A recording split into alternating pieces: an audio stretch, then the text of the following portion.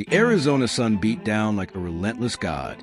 Its rays danced on the sand, turning each grain into a burning coal. In the late 1800s, settlers and soldiers traveled this dry, dangerous land with weary eyes and trembling hands. They came with dreams, gold, land, and freedom. But the West was no land of dreams. It was a beast, and it devoured the unprepared. Wagon trains rolled slowly, oxen groaning under the weight of goods, families praying through parched lips. They passed through Apache territories, land sacred, wild, and fiercely defended. Some travelers made it through, bloodied but breathing. Others, their bones whitened under the Arizona sun. One wagon train, heading toward Mountain Springs, carried fortune. Chests of silver coins, pouches of gold dust from California, heirlooms wrapped in cloth, and hope stitched into silence. But the Apache struck without warning. Screams tore through the desert. Arrows hissed. Gunfire cracked. When it ended, the earth drank deep from the spilled blood. But the treasure didn't vanish. It was buried, hidden, waiting. It was 1870 when patrol from Fort Tucson, weary from chasing Apaches, stumbled upon a miracle in the sand. A watering hole shimmered under the desert light, not just with water, but with gold. They couldn't believe it. Real gold nuggets, glittering like heaven's teeth in the pool's muddy bed. The men laughed, cried, fell to their knees. But duty, cruel, cold duty, stood in their way. The commanding officer ordered them to leave it. "We're here for Apaches," he barked, "not treasure." The men protested, their voices cracked with greed and desperation. Some begged for discharge. "We'll leave the army," one said. "Let us stay." But the officer refused. So they ran. 6 soldiers slipped away in the night, abandoning uniform, honor, and logic. They marched into the desert with dreams of wealth glowing in their eyes, and never returned. Days later, their bodies were found, mouths dry, hands clawed into sand, eyes open in agony. The watering hole vanished like a phantom. The desert had claimed the gold again. The whispers began around campfires. They say there's treasure buried behind 2 rocks. Old cowhands nodded slowly, spitting tobacco into the dust. Gold dust and silver coins, taken from a wagon train ambushed by Apaches. The place? Somewhere near Winchester Mountains, northeast of Wilcox. A dry, craggy land where the sun never softened and the rocks seemed to whisper. Legend said the Apaches had taken everything, even the Dutch oven from the wagon's fire. They filled it with gold and silver, buried it behind 2 weathered rocks, and vanished into the hills. Treasure hunters came. Some even found the rocks. But the oven? Never. One man claimed he heard a voice. "You will not take what was paid for in blood." He ran. He never returned to the mountains. Greed had a price here, and the desert always collected.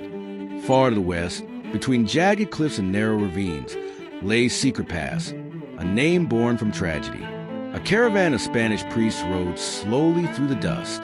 They came with holy purpose, carrying relics, crosses, chalices, gold candlesticks, bound for a new mission in California. But the Apache eyes watched from the cliffs. The attack was merciless. The holy men had no defense. One priest raised his cross in desperation. An arrow found his throat. The sand drank sacred blood. Only 2 nuns survived. Trembling, barefoot, they stumbled through the night, guided by fear and prayer, back to Mexico. Their tale chilled every ear that heard it. They said the Apaches took the treasure and hid it in a cave within Secret Pass. But which cave? The land was a maze of stone and shadow. Years passed. Men searched. Some vanished. Others emerged, mad, muttering of bones and chanting in the dark. Still, the treasure lay silent in its rocky tomb. Sister Maria never spoke that night, not for years. But on her deathbed in Sonora, her voice cracked through the silence of her convent. They killed him. They buried the gold in the cave with a star-shaped stone. She wept. The priest at her side recorded every word. That star-shaped stone became legend. Treasure maps appeared, scribbled on old cloth and carved into wood. Dozens journeyed into the Arizona wilds. A man from Texas claimed he found the stone, carved by wind, not man, at the mouth of a cave. He went inside and never came out. His brother found his journal near the entrance. The last line read, "I hear singing, but there's no one here," between Maricopa Wells and Quijitotoa. The land breathes with secrets. Old desert wanderers speak of a curse, the gold from the watering hole, cursed by the blood of those who tried to claim it. They say the gold belongs to the spirits now. If you take it, you'll be followed. One prospector named Ben Cross believed none of it. In 1892, he found a shallow spring near Quijitotoa, just like the soldier's tale. Beneath the water, gold. He filled his sack, laughing as he rode away.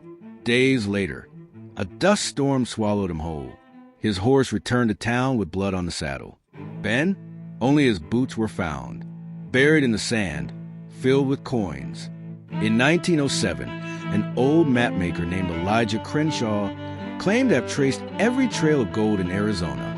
He compiled whispers, army records, and Apache songs passed down in half-spoken Spanish. His journal, known today as the Crimson Ledger, tells of 3 sites.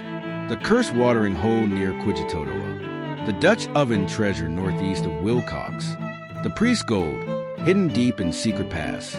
Crenshaw spent his life searching. He never found the gold, but he did find something.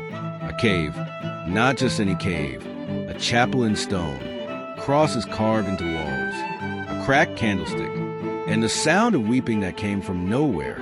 He fled, dropping his journal as he ran. They say it still lies where he left it, somewhere west of Secret Pass. Today, the Arizona sun still scorches the rocks. The wind still whispers secrets through the canyons. People hike those hills with GPS in their hands and metal detectors on their backs. But the treasures remain hidden, or maybe protected. Stories of Apache spirits, of nun songs echoing at dusk, of golden light flickering in the corners of forgotten caves. All still circulate in hushed voices. Some say the land remembers, that it keeps what was taken in blood. That gold, once buried with pain, can never be reclaimed without paying the same price. And so, the legend lives. A gold-filled Dutch oven behind 2 rocks. A spring that glows with hidden nuggets. A cave full of stolen relics and sacred silence. The treasure is real, but the question isn't where it is. It's this: will you survive finding it?